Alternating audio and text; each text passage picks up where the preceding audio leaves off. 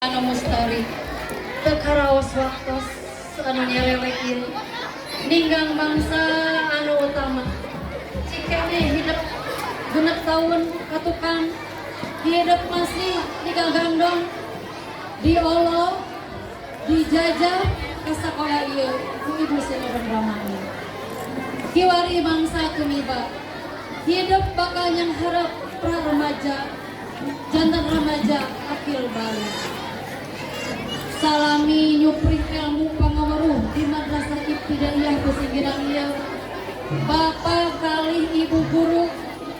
dina maparin atikan tangtosna tapi tidak paripurna mual sudah tina kalepatan mugia agung cukup lumur jembar pangampuran kasang tukang atikan tehnya eta ngadidik ngapi ngabing-bing sangkan hidup biasa hirup sajati anapun kita dari nalika hidup nampi atikan ti bapak kali ibu guru tangtosna aya anu sagemplengna nyerep binaraga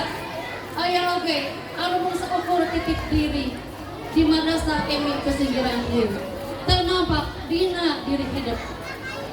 mung sanaos kitu bapak sinarang ibu guru tekenat ngadoa dipetangkeun siang kaya wengi sangkan hidup kaya dina panangtayungan ti Nu Maha Kawasa Allah Subhanahu wa taala mugia lengkah paripola hidup dina ngambah sagala kahirupan kalayan mulus bangus beres roes laksana tanpa kuciwa selamat dunia akhiratna dina dinten ayana bapak sinareng ibu guru ngaros bina berbagja hidup tos lulus nyupri ilmu di madrasah ibtidaiyah pesinggiran ieu ibu dina dangdut ieu aya karteg mana hoyong pepejeun ka hidup sadayana kahiji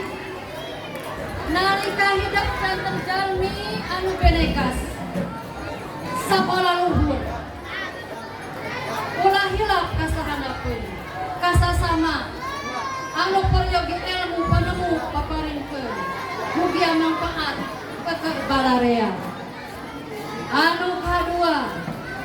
nalika hidup janten ulama ulah hilap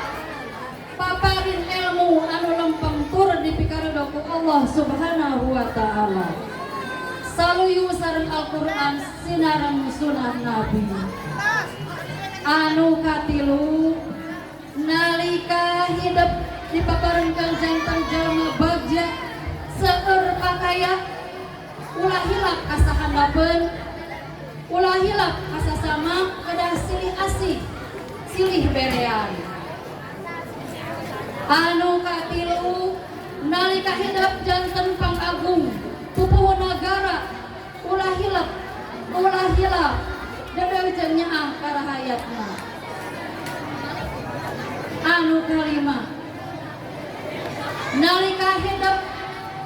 tos kagungan garwa pamingkin dewasa ping aping janten keluarga anu sakinah mawadah warahmah sararundayan ahli ibadah mung sakitu papajeun ti ibu sareng bapak guru dina pangjuru laku atikan sakola